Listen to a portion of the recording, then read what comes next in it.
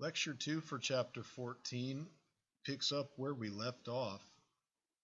Here's the situation in the United States. As you can see, we have free states in blue and slave states or territories in orange. And what we've been talking about is that the United States is basically dodging a civil war over slavery during the 1840s and 1850s by trying to enact a series of compromises.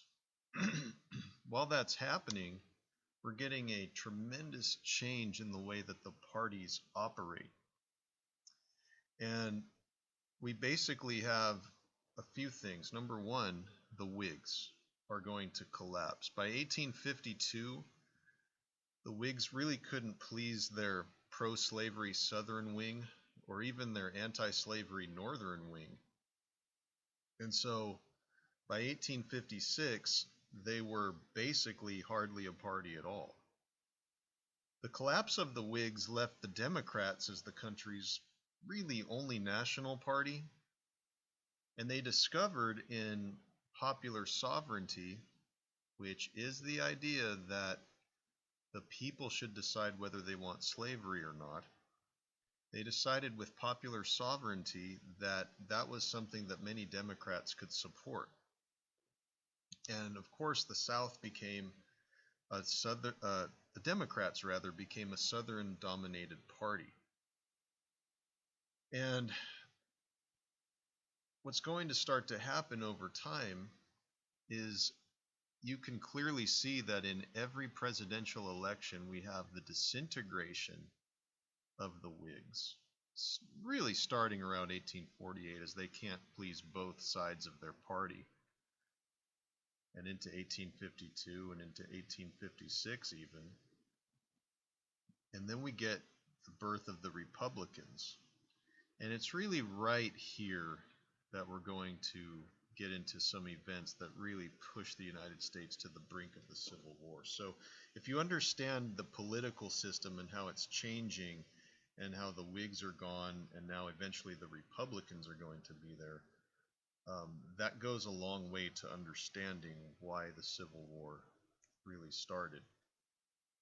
And this is another chart that shows the changing political landscape that shows you in just a different way the party members in the House of Representatives. And clearly you can see that the Whigs are declining after 1848, 1852. And then you can see by 1856 the birth of the Republican Party and them becoming more prominent. Well, there are more party changes, and the new parties are Know-Nothings and Republicans in the 1850s. The Know-Nothings are basically nativists. They believe firmly that Americans that live here in the United States are the primary citizens in the United States, and that they should the American government should be something that's for the native-born people in the United States. It's very racist and very anti-immigrant when you think about it. As you can see, it clearly says anti-Catholics and anti-immigrants, probably resulting in the fear that immigrants and foreign ideas are penetrating our soil. The more significant party is the Republicans. And the Republican Party is basically made up of a bunch of different people. First of all, Northern Whigs, who don't have a party anymore and who see their party as disintegrating. Northern Democrats, who really don't identify with the ideals of the South anymore. Free Soilers, who believe that people that settle on land, that those states should be free. That's what free soil means. Basically, you're on the land and you should be able to have freedom instead of slavery. It's also made up of some of the Know-Nothings, so kind of Again, that anti-immigrant, anti-Catholic feel to it. And then there are also other opponents of the Kansas and Nebraska Act, which we will get into in just a little bit.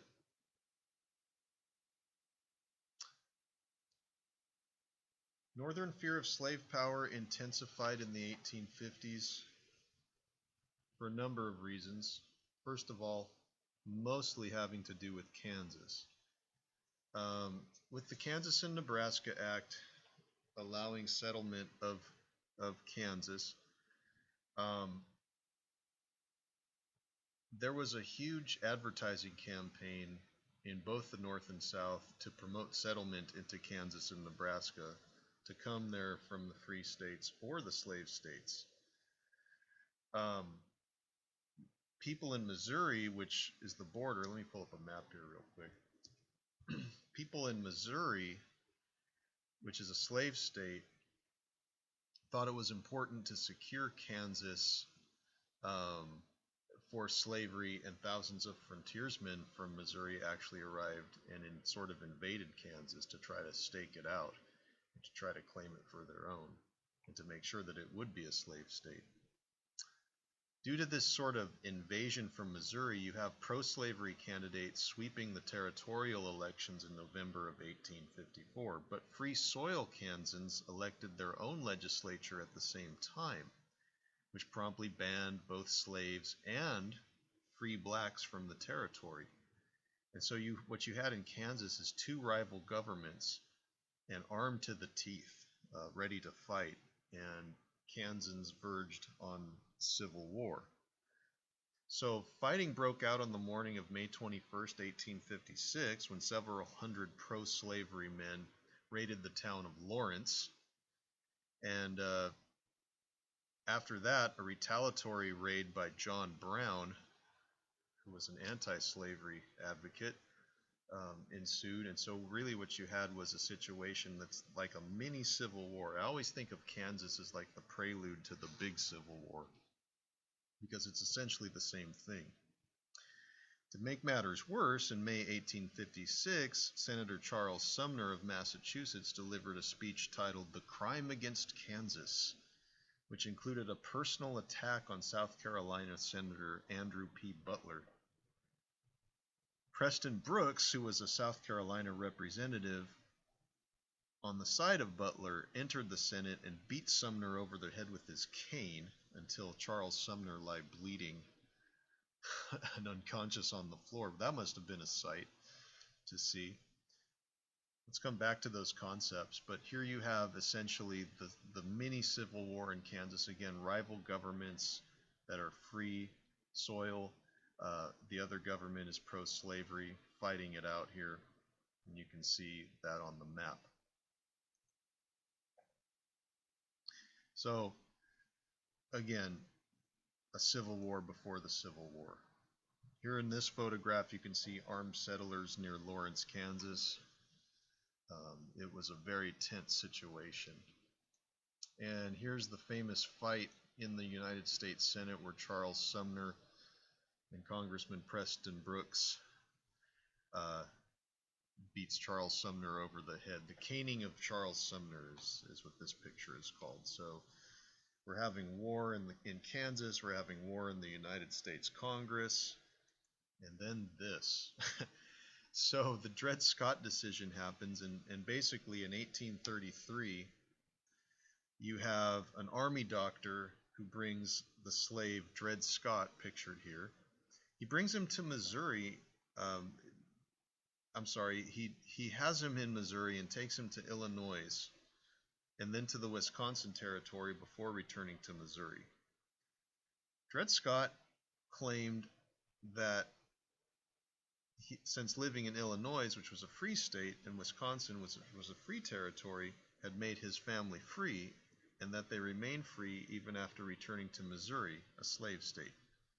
So the question is, can a slave owner take somebody to a free state, and is that person then still a slave, or are they property?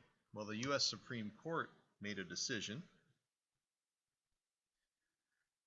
that basically said Dred Scott is not a citizen of the United States, therefore he can't legally claim his constitutional rights. He's a slave after all.